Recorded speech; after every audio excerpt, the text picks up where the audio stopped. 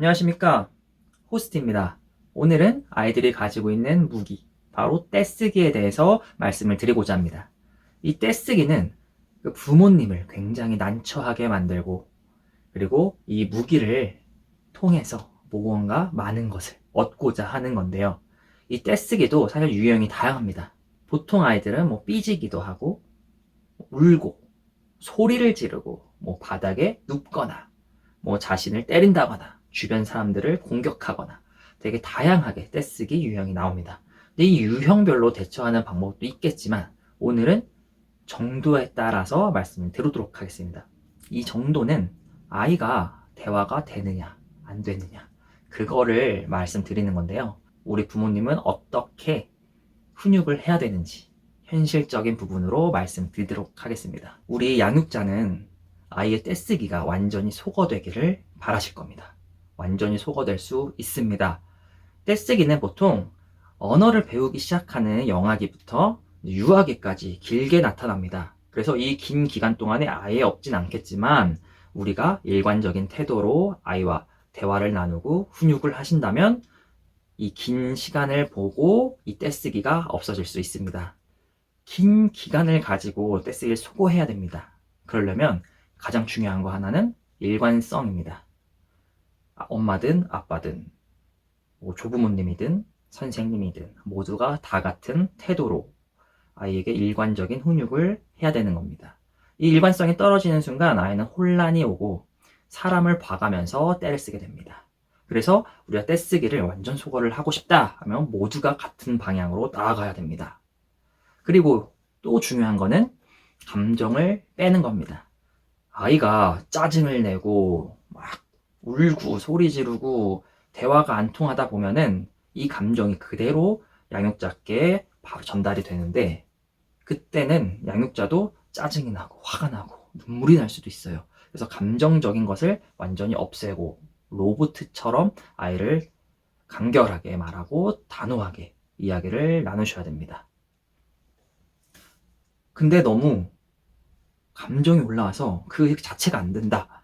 그러면 그때는 일단 무시. 이 상황은 끝입니다. 아이를 쳐다보고 있되 다른 건 하지 마세요. 감정이 추스려지고 나서 우리가 해야 됩니다.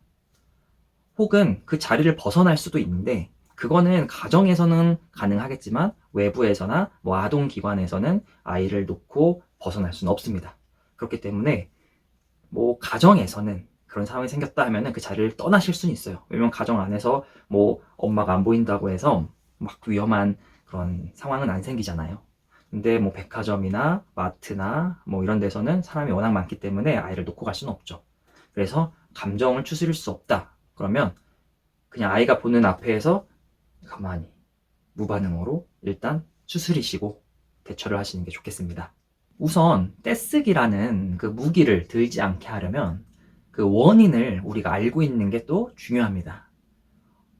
예를 들자면 요즘 감기 때문에 병원 많이 가잖아요. 그럼 병원에 가면 아이들은 약국을 또 그렇게 좋아합니다. 간식거리도 많고 장난감도 많고 그리고 구경도 하고 쫄라서 장난감도 사고 그렇기 때문에 약국을 굉장히 좋아하는데 우리 약국 가면 당연히 애들이 장난감 사줘, 비타민 사줘 그럴 수 있어요. 근데 그 상황을 우리가 사전에 예방하기 위해서는 병원 가기 전에 오늘은 병원 가서 진료받고 그리고 약국에서 약 받을 거야. 근데 장난감을 구경할 수는 있지만 사주지는 않을 거야 하고 미리 이야기를 나누는 겁니다. 근데 이야기를 나눈다고 해서 항상 아이들이 그 말을 듣지 않아요. 얘기 들었어도 결국 가서 또 떼쓸 수 있습니다. 하지만 사전에 이야기를 나눔으로써 아이가 미리 준비를 할 수 있도록 해줘야 됩니다. 그 상황에서 아이가 떼쓰기 시작한다. 그럼 부모님은 아까 나오기 전에 엄마랑 아빠랑 이야기 나눴잖아. 우리 약국에서는 약 받고 장난감 구경하고 집으로 갈 거야. 하고 이야기를 할 수 있는 건덕지가 생깁니다. 그래서 사전에 우리가 예방할 수 있다면 이야기를 통해서 아이가 마음의 준비를 할 수 있게 도와주는 게 가장 좋겠습니다. 아까 말씀드린 정도에 따라서 어떻게 대처해야 되느냐 이 부분에 대해서 지금 말씀드리겠습니다. 일단 첫 번째는 대화가 될 때, 두 번째는 대화가 안 될 때로 나누는 건데 우선 첫 번째 대화가 될 때입니다. 대화가 될 때는 일단 아이를 데리고 조금 조용한 곳으로 갑니다. 사실 밖에 있으면 조용한 곳이 많지 않아요. 뭐 사람들 막 지나다녀도 되지만 막 시끄럽지 않은 곳으로 아이와 집중해서 이야기를 나눌 수 있는 곳으로 갑니다. 아이와 조용한 곳으로 간 다음엔 아이의 욕구를 이야기 나눠줍니다. 왜냐면 아이가 내가 왜 이렇게 떼쓰는지 부모님이 아시는구나 라는 걸 알아야 대화가 시작이 되거든요. 아이의 욕구를 좀 알아차려 줍니다. 그리고 아까 사전에 이런 예방하는 차원으로 이야기 나눴던 것도 다시 이야기해 줄 수도 있어요. 약국에서는 약을 사고 장난감 구경만 하기로 이야기 나눴었지? 그렇기 때문에 우리는 약국에서 장난감만 구경하고 우리 집으로 갈 거야. 왜냐면 아이가 아까 엄마 아빠랑 그런 얘기도 했었지? 라고 생각을 다시 할 수 있거든요. 이렇게 대화가 조금 오간다. 그럼 이제 타협을 시작합니다. 이 타협이란 거는 사실 가정마다 다 달라요. 어떤 부모님께서는 다음에 또 오면 그때 사줄게 할 수도 있고, 어떤 부모님은 우리 다음에 어린이날 때 사줄 거야. 우리 생일날 장난감 살 수 있는 거야. 라고 할 수도 있고, 이게 가정마다 장난감 사는 횟수도 다르기 때문에 그거는 가정에서 타협을 잘 하셔야 됩니다. 근데 만약에 이 타협을 통해서 약속을 정했으면 이 약속은 반드시 지키셔야 되는 겁니다. 이 약속을 지키지 않으면 아이들은 다 기억하고 있기 때문에 그 신뢰관계가 지켜지거나 무너지거나 이렇게 변화가 될 수 있어요. 그렇기 때문에 타협을 위한 약속을 정한다면 부모님께서는 기억하시고 꼭 지켜주셔야 됩니다. 근데 사소한 상황에서 떼쓰는 부분이 있어요. 뭐 음료수를 먹고 있다. 근데 음료수 다 마셨어요, 한 통을. 근데 또 다른 통을 마시고 싶어 해요. 막 뜯어달라 떼쓰고 막 해요. 근데 어떤 부모님들은 타협하라고 했지? 그래서 타협을 한 모금만 더 마시자 이렇게 합니다. 근데 그런 건 절대 해서는 안 됩니다. 왜냐하면 이 음료는 분명 한 병만 마시기로 약속이 되어 있을 텐데 한 병에서 두 병을 열게 되고 한 모금을 마신다. 그러면은 이 아이는 한 병만 마시기로 했는데 두 병째까지 갈 수 있네. 그러면은 이것도 더 마실 수 있고 나중에 또 세 병도 마실 수 있겠네. 뭐 이런 식으로 점점 늘어나게 됩니다. 그러면 이 무기, 떼쓰기가 통하게 된 겁니다. 그래서 이 떼쓰기가 통하지 않으려면 yes or no를 정확하게 하셔야 됩니다. 이 음료수는 한 병만 마실 거야. 다 마시면 다음 두 병째는 없어. 라고 이야기를 정하고 하시는 겁니다. 애가 한 병을 마시고 두 병째를 먹고 싶다. 그러면 그때는 아니야. 우리 오늘 한 병만 마시기로 했어. 애가 막 울고 막 다 안타깝죠. 내가 우는데 뭐 한 모금 더 먹는 것 같고 뭐 대수라고 주자 막 해주는 거 다 아닙니다. 그럼 떼쓰기 무기가 점점 많아지고 강해집니다. 그렇기 때문에 우리 떼쓰기는 일관되게 약속도 정하시고 그대로 실천을 해주셔야 되는 겁니다. 그래서 이 타협도 부모님께서 막 무심코 말씀하시지 마시고 이거 되는 건가 안 되는 거 생각해 보시고 그리고 아이와 타협을 하시는 게 좋겠습니다.